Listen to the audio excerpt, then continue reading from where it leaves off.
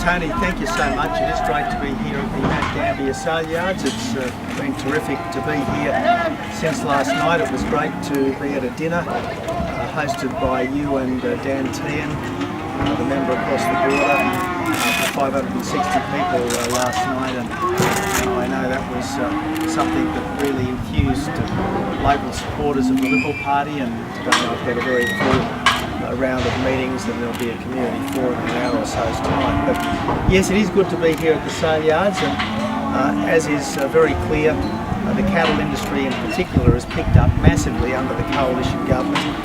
The former government damaged the cattle industry very, very badly with the live cattle ban, live cattle export ban to Indonesia. This was one of the most calamitous policy decisions ever taken by an Australian government. It badly damaged our relations with Indonesia, and it badly damaged the cattle industry here in Australia. Thank God that's all behind us now. The live cattle exports to Indonesia are booming, and thanks to the free trade agreement, we have got tariffs on Australian beef exports to Japan halving, and we've got tariffs on Australian beef exports to China and Korea disappearing. So this is really good news for the Australian cattle industry. It's good news for the agricultural sector more generally, and I'm very pleased to be able to help the agricultural sector in this way. Agriculture has been an enormous part of our economic history, but it's a very big part of our economic future as well. A really important part of our economic future. The middle classes of Asia are growing and growing and growing, and as time goes by there's going to be more and more opportunity for high quality Australian food exports, whether it be beef, whether it be lamb, whether it be wine, whether it be seafood, and obviously this part of Australia, this part of South Australia is particularly well placed to ensure that high quality Australian beef, high quality Australian seafood, terrific lamb and terrific wines go to the booming economies of our north. And thank you, Tony, for the work that you've done to keep the industries of this area before the minds of policymakers. Well, it's interesting that the three Prime Ministers to visit Mount Gambier over the last 30 years were Malcolm Fraser, John Howard and myself. So it certainly hasn't been neglected by coalition Prime Ministers. Maybe Prime Ministers from other political parties have had other things to do, but certainly the last three coalition Prime Ministers have all visited Mount Gambier, and of course it was my honour and privilege to come through Mount Gambier a couple of years ago as part of my annual polyphenol charity bike ride too. Prime Minister, you have plans for country of origin labelling, tightening them up. The issues have been with the safety of imported goods. How are changing the labels going to improve the safety of imported goods? They're two separate issues, and they're both worth pursuing. Yes, we want Australian consumers to have a better idea of what is in the products they're buying, and that's why country of origin labelling does need to be improved. We've been talking about it for years, but it's time to crack on and actually do something. But there's another issue, and that is the safety of food imports. Now, as you know, we had an issue with berries from overseas. Once it became clear there was a problem, our food regulators acted very swiftly, very, very swiftly indeed, to hold the potentially contaminated product at the border and to recall the potentially contaminated product from stores. So from time to time we will have problems. That's inevitable in an imperfect world. The important thing is to have a strong regulatory system and to have highly responsible manufacturers, and in this case the manufacturer could not have acted more swiftly to get the potentially contaminated product off the shelves. It was very reactive though. We've also had issues with tinned fruit and tuna. Are there plans to actually fix up the regulations and be preemptive on this issue? Well, obviously we want to ensure that the product that the Australian consumer is accessing is absolutely safe, and government has a responsibility to ensure that there are good, effective rules that are properly policed, and of course business has a responsibility to ensure that customers are safe. So we've all got responsibilities here, and yes, we've had the coincidence of the berries, of the salmon But in the end, I think it is really a coincidence, and I'm confident that the system is a good one, but we're always looking at it to see what we can do better. We're always learning from experience, and I'm sure the regulators will learn from this particular experience. How much money will South Australia get from the auto fund you've decided to reinstate? Well, there's $155 million of money that was made available as a sort of a structural adjustment package in the event that the manufacturing industry is closing down. Then of course there's the automotive transformation scheme. And what we decided over the last little while is that we would not proceed with changes to that scheme in the Senate. So the scheme as currently legislated continues.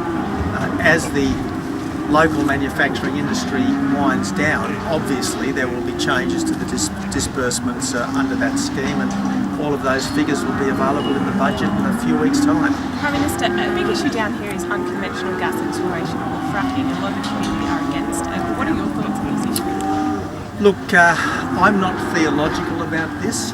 I want to be practical about this. I know that historically agriculture and mining have been able to coexist in this country, and I want that to continue. That said, I don't want anything to be done that will jeopardise the long-term future of some of the finest agricultural country in our country and indeed in the world. So, as I said, I'm not theological. I want to make sure that whatever happens, the agricultural industries of this part of Australia can continue without any damage from anything else. And that's why I think it's important that the state government should take seriously the inquiry which has now been launched by Liberal members of the South Australian Parliament, and let's see what the inquiry comes up with. Would you therefore say that there could be a moratorium on fracking until we actually know more about it on a national level? Well, look, it is in the end a matter for state governments, and certainly in Queensland and in New South Wales there's been quite a few years of experience with this kind of unconventional extraction. So far it seems that the problems that people fear have not arisen, but when in doubt it's best to proceed with caution. If you're driving in fog, you slow down and you turn the headlights on, and that's obviously pretty good advice for things more generally. What's your response to a report in the Sydney Morning Herald this morning that, if Australia continues to criticise Indonesia's decision to execute 2 members of the Bali Line, they could release a tsunami of asylum seekers into our country? Well, I'm not in the business of picking fights with anyone. I'm in the business of trying to find constructive solutions, and we've made our position on the executions of these Australians pretty clear. Our position on Australians on death row abroad is identical to the position that Indonesia typically takes when its citizens are subject to a potential death penalty overseas. And I'm just saying today what I've been saying for weeks now, that we think these 2 people who've been on death row now for a decade have been thoroughly rehabilitated and reformed. We deplore drug crime. We absolutely understand the position of the Indonesian government, that it wants to crack down on drug crime. The Indonesian government's position in that respect is entirely the same as ours. But these 2 individuals, because they're reformed, have now become an asset in Indonesia's fight against drug crime, and that's why I think it would be counterproductive to execute them. Also on opinion polls, Malcolm Turnbull has said this morning that the party knows that they're behind and they believe they need to lift their game. Do you agree with him? Well, look, I've been saying for months now that our challenge is to be a better government tomorrow than we are today. That's the challenge of everyone all the time, to be constantly improving your performance. And so I'm determined to spend all of every single day focused on doing the right thing by the people of Australia. And over the last few weeks, you will have noticed that, as well as our constant concern for budget responsibility and ensuring that the intergenerational theft that the Labor government practiced against our children and grandchildren ends, we're also talking about things like better country of origin labelling. We try to ensure that the illegal foreign purchases of residential land end, that we have a lower screening threshold for foreign purchases of agricultural land, not because we're against foreign investment. We want foreign investment, but it's got to be the right investment, and it's got to be in ways that engender confidence in the Australian people that this is in our national interests and not just in the interests of the investor. We're also cracking down on extreme imported ideology, because the last thing we want to see is Australian turning against Australian on the basis of extreme imported ideology. We've got a grocery code of conduct that has been promulgated for the first time so that small and big businesses are all on a level playing field in the agricultural sector. So there's lots and lots of things that we are doing all the time to ensure that we are focused on the things that really matter to you, the Australian people. Do you regret your choice of words in describing describing as a lifestyle choice for people living in remote Aboriginal communities? Well, I was making the pretty obvious point that if you or I are free to live where we choose, all Australians are free to live where we choose, but inevitably there are some limits to what we can reasonably expect of the taxpayer when it comes to supporting these choices. Now, I am absolutely passionate and have been for all of my public life about trying to ensure that we do the right thing by Aboriginal people, and that means getting the kids to school, the adults to work, and the community safe. And obviously, if you're a long way away from the school, it's very hard to get a good education.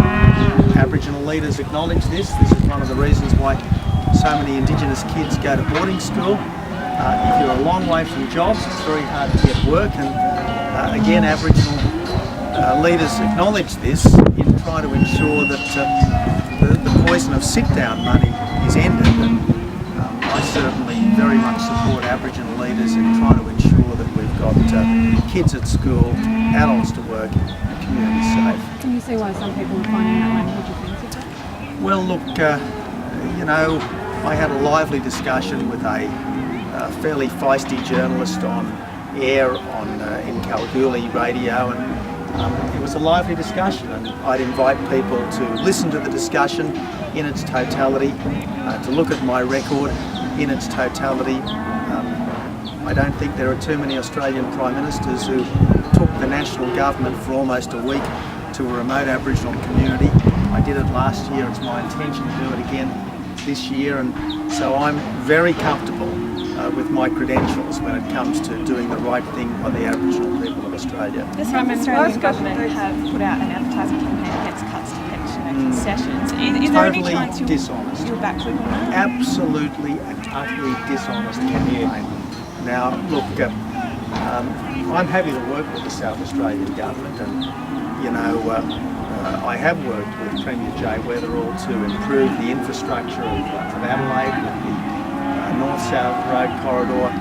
I'm very interested in Premier Weatherall's Nuclear Law Commission, because I do think it's important to see how South Australia can benefit from greater participation in the nuclear cycle. So I'm all in favour of working sensibly with the South Australian government where they're being sensible. But this campaign, this advertising campaign on pensioner concessions is utterly dishonest. It is completely, utterly and absolutely dishonest. Yes, the Commonwealth ended the National Partnership Program in respect of pensioner concessions.